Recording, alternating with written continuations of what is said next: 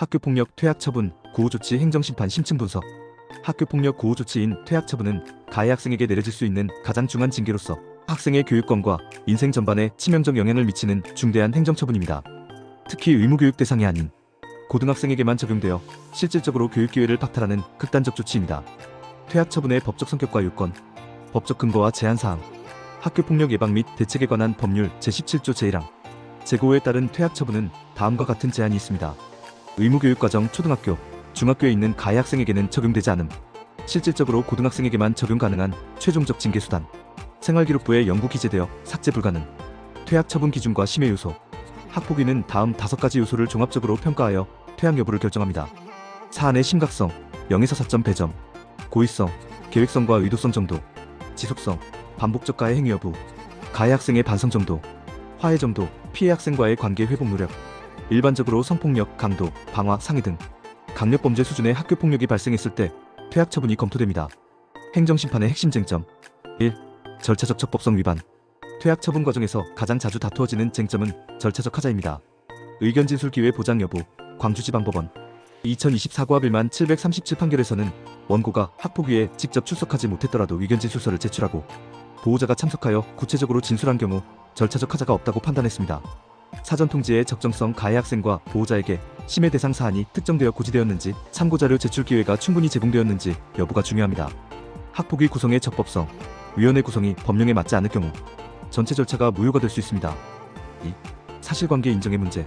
객관적 증거의 부족, 피해자 진술에만 의존한 사실 인정은 행정심판에서 가장 강력한 다툼 사유가 됩니다. CCTV 영상, 목격자 진술, 의료기록 등 객관적 증거가 충분한지 검토해야 합니다. 정당방위 성립 여부. 서울시교육청 2023년 행정심판 사례에서는 가해 학생이 먼저 지속적 괴롭힘을 당한 후 소극적으로 방어한 경우 정당방위가 인정되어 처분이 취소된 사례가 있습니다. 3. 비례원칙 위반. 퇴학처분의 가장 중요한 판단 기준은 비례원칙 준수 여부입니다.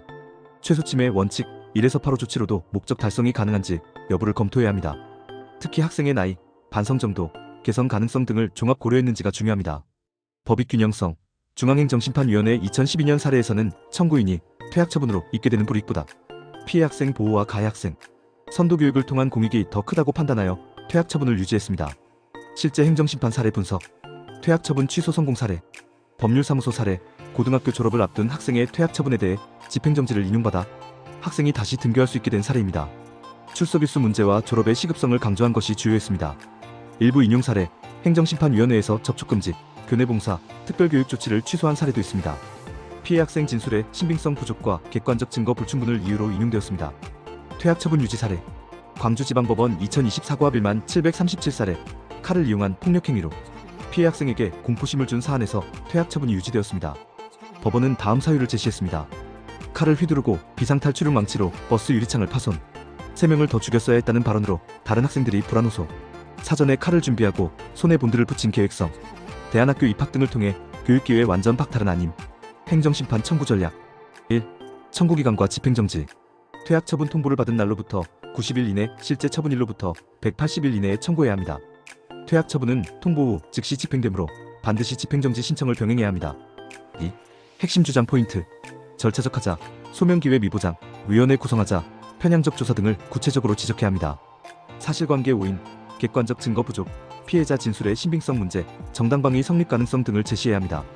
비례원칙 위반, 학생의 개인적 사정, 반성 정도, 개선 가능성을 강조하고 다른 조치로도 목적 달성이 가능함을 논증해야 합니다. 3. 증거자료 준비. 필수 서류.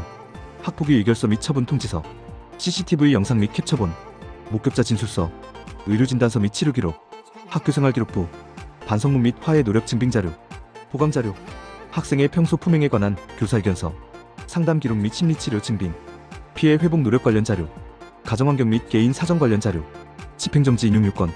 퇴학처분의 집행정지가 인용되기 위해서는 다음 요건을 충족해야 합니다. 1. 회복하기 어려운 손해.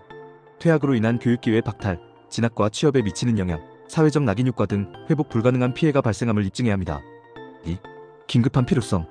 특히 졸업을 앞둔 학생의 경우 출석일수 부족으로 졸업이 불가능해지는 긴급성을 강조할 수 있습니다. 3. 본안 승소 가능성. 절차적 하자나 사실관계 오인, 비례원칙 위반 등 본안에서 승소할 가능성이 있음을 소명해야 합니다. 형사 절차와의 관계. 퇴학 처분을 받는 학생의 경우 대부분 형사 책임이 수반됩니다. 성범죄 등 강력범죄에 연루된 경우 경찰 조사와 소년재판 절차가 병행됩니다. 이 경우 형사 절차에서의 진술이 학폭위 결과에 영향을 미칠 수 있음. 민사상 손해배상 청구도 별도로 제기될 수 있음. 퇴학 처분은 학생의 미래에 치명적 영향을 미치는 중대한 처분이므로 법적 요건과 절차를 면밀히 검토하고 체계적인 방어 전략을 수립하는 것이 필수적입니다. 특히 시간적 제약이 크므로 신속하고 전문적인 대응이 요구됩니다. 당신의 생각을 댓글로 남겨주세요. 영상이 도움되셨다면 구독과 좋아요,